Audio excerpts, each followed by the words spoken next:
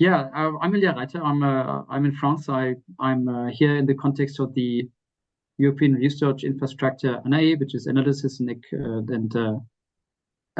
experimentation ecosystems. It's an infrastructure dedicated to climate change studies.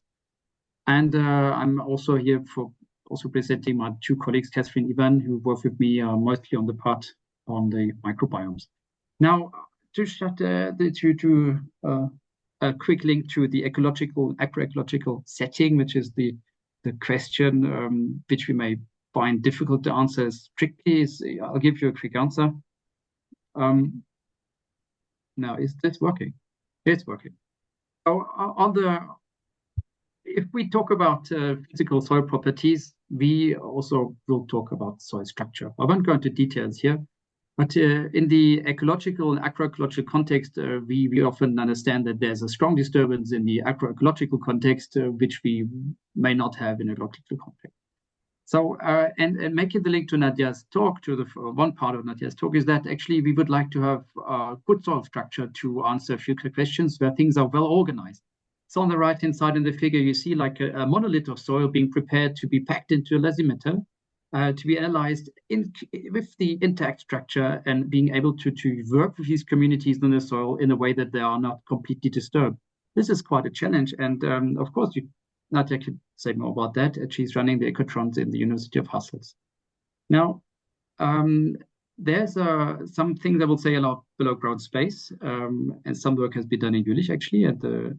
And then there's just a note on soil texture about density, which is one of the new friends of Hans, who is trying to tackle that with this, well, not so invasive methods of doing soil reactance analysis. And then I'll talk about particles and plants. And I see here a link to Miguel's and Inez's talk about the ontology and the usability of data. Now, so below ground space for consideration. So let's talk about a bit of scales. For me, soil is often also it's a challenge of scale.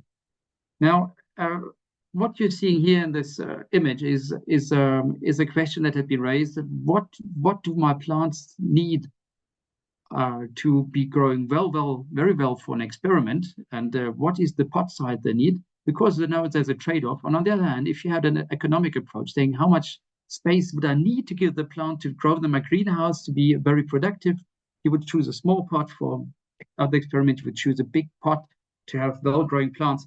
And actually what you see, these plants are all of different sizes depending on the pot, but they all have been well watered and they're full of no nutrient limits.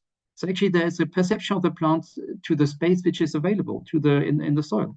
So there's rooting limits, and this has an impact on the plant size, as you can see, but also on plant ecophysiology. This changes photosynthesis and stromal conductance of plants. And many other things maybe which we're not so sure of yet. Let's go down in scale and let's look at this, let's say, standard diagram of soil texture.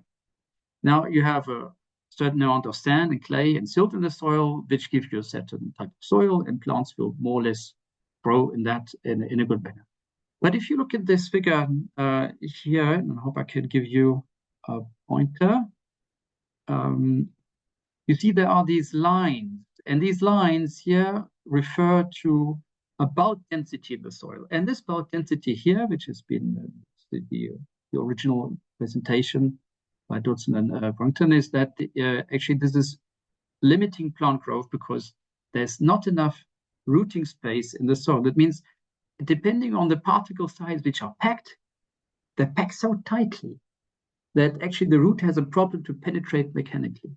And this is not only true for roots of plants, this is also true for hyphen of fungi, but but of course it's a bit different bulk density.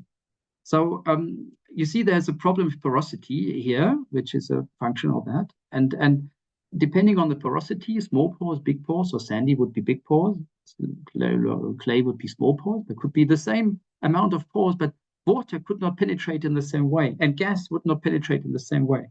So it's very important to keep this in your mind. Now, I'll make a link to the talk of Miguel. Now, this is a figure on the particle size classification systems.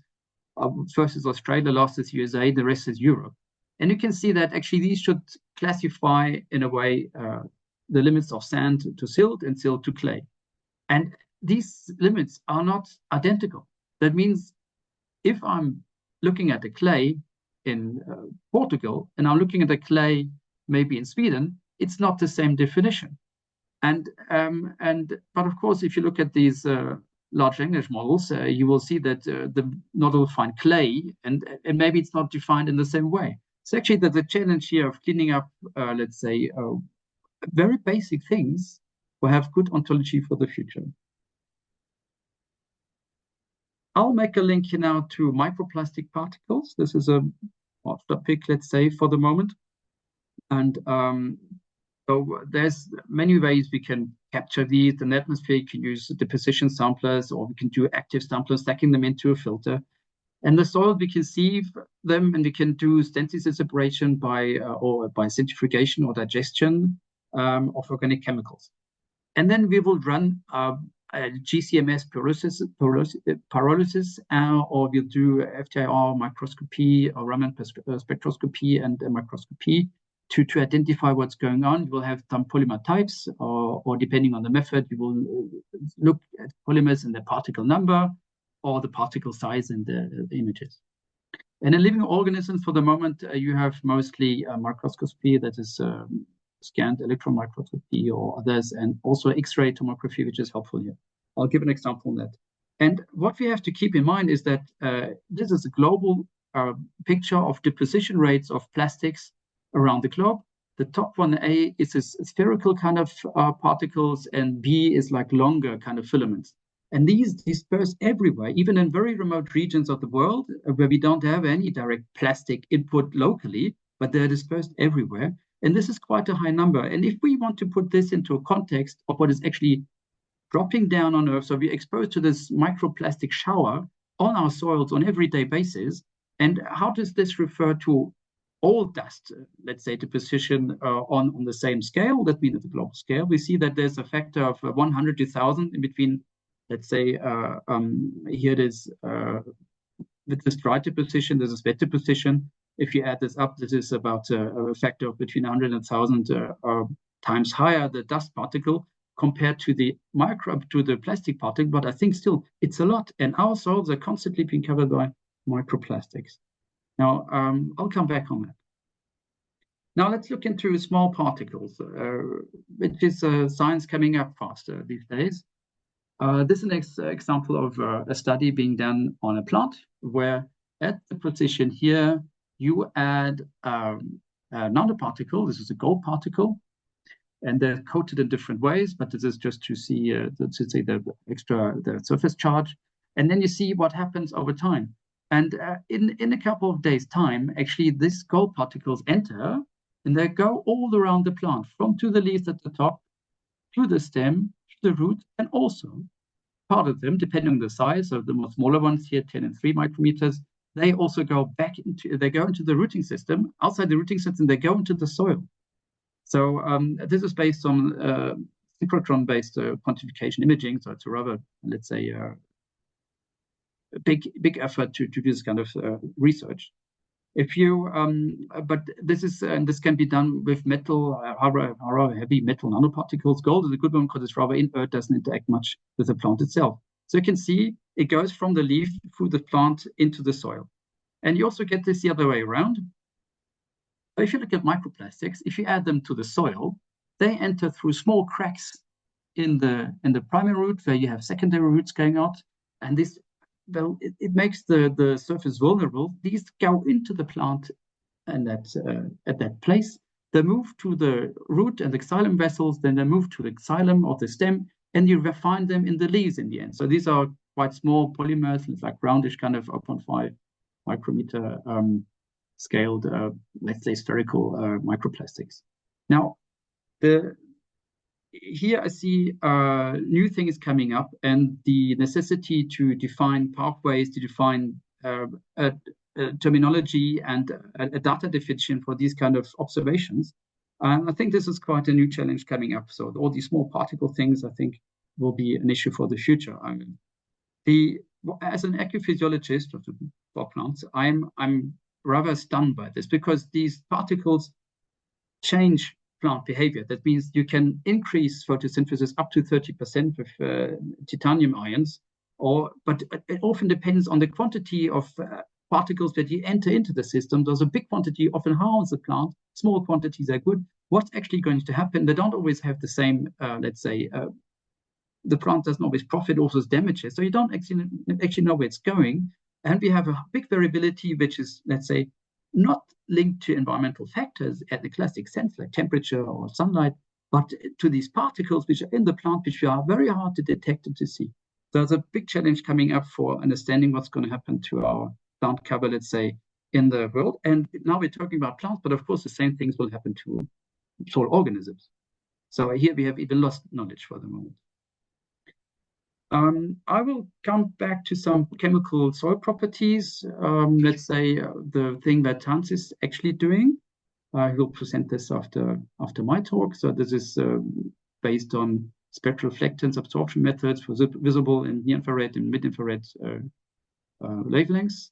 I'll talk a bit about how roots work, what exudates are, and how plants and, let's say, microbial communities are organized around the root. And I will not show the enzymatic properties. This is just a method that also Nadia uses, but I don't have the time today to go into detail here.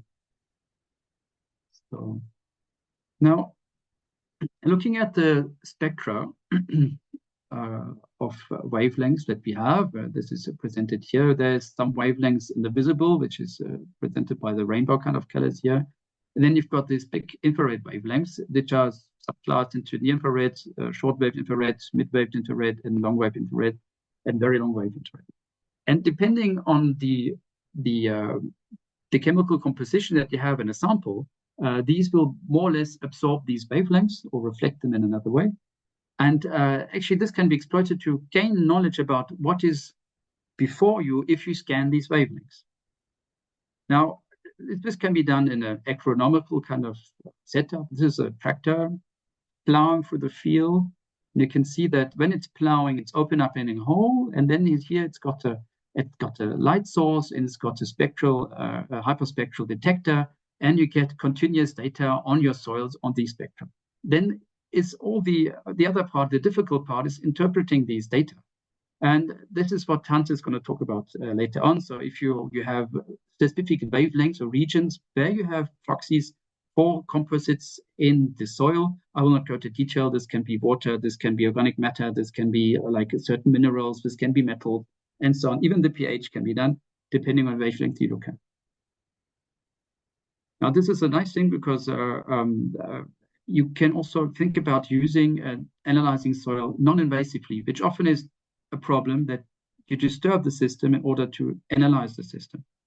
And having not so much invasive methods, like Hans is going to show, not like a tractor here, are very interesting for the soil community. Now, just to go back to let's say, let's old-fashioned kind of root analysis. Though this has been done, root systems, we would like to know how they grow.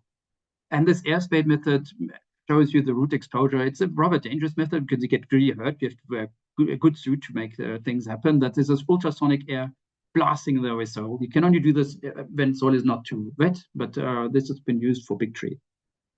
Another non-invasive method, this is highly invasive, of course. A non-invasive method is to use a ground-penetrating radar. And this has been done in a forest in Germany. And you can see that you can get rough rooting systems which correspond to trees, but also the system is limited to a minimum size of 2 centimeters in diameter of the root, so it's not very interesting for all sorts of root systems. But of course, you can do, this is magnetic resonance imaging in maize. This has been done in Jülich, and you can actually scan small plant rooting systems completely and even look at dynamics on these. And these are very interesting methods coming up, especially for crop plants. And well, they are existing, it's not coming up. And what is becoming even more interesting, I thought, was these X-ray micro computer tomography imaging. There you have a root, and you can also cut the root virtually here. And next to this is a root that had been exposed again to microplastics. And you can see that actually, although there's no entry per se for the root in the apical, in the meristem, there are microparticles entering the root without having any cracks or anything in the system. So actually you can prove with these imaging approaches that you have fluxes of plastics going into the plant. You do not even know how they enter. And you can combine this with cadmium. Of course, this is just the end of the image to see that combining stressors may have deleterious effects, which are completely different from monospecific stressors. Back in the link to Nadia, you may also use here visual systems that putting a camera into the tube, which is permanently fixed into the ground. It's called a mini risotron, and you get images which you then put together, analyze. And Nadia is going to talk more about that, what she's up to with that for the future. Now, there's some things we need to maybe look at closely, because there's progress on these kind of methods that have been achieved very recently. So roots, when they grow into the soil, they emit kind of a mucilage at the tip of this, which helps to overcome mechanic, let's say, constraints and pushing the root through the soil system. There's biofilms created on the roots. You already know mycorrhizal things, but there's lots of bacteria also, and there's exudates that can either be linked to, let's say, injury or specifically nourishing, let's say, soil microbial communities.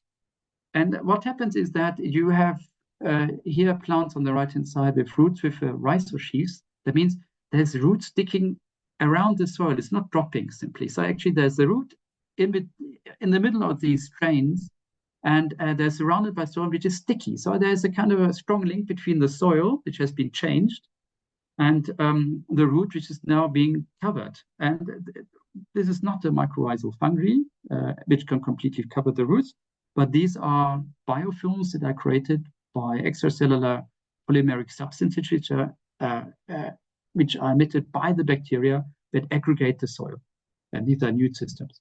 Now, there's been a very nice experiment done recently, because it's very difficult to measure these kind of things.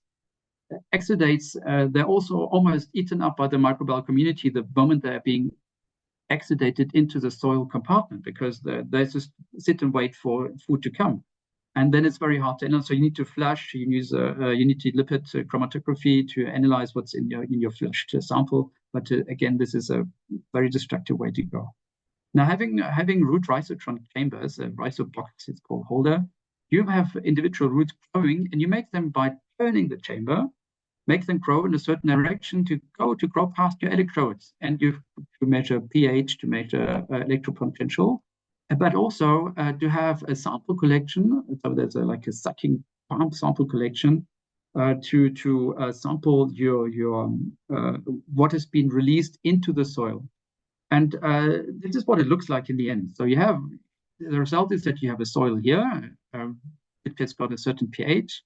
And as soon as the root comes, the pH is slightly changed. It becomes more negative. And then you see that the microbial growth changes also. So there's a first pushing into the soil, and then there's exudates or sugars that make the microbial community grow. And it's very nice to have these very small scale, let's say, fluxes available by having such nice setups, which is one of the rare systems that this has been done.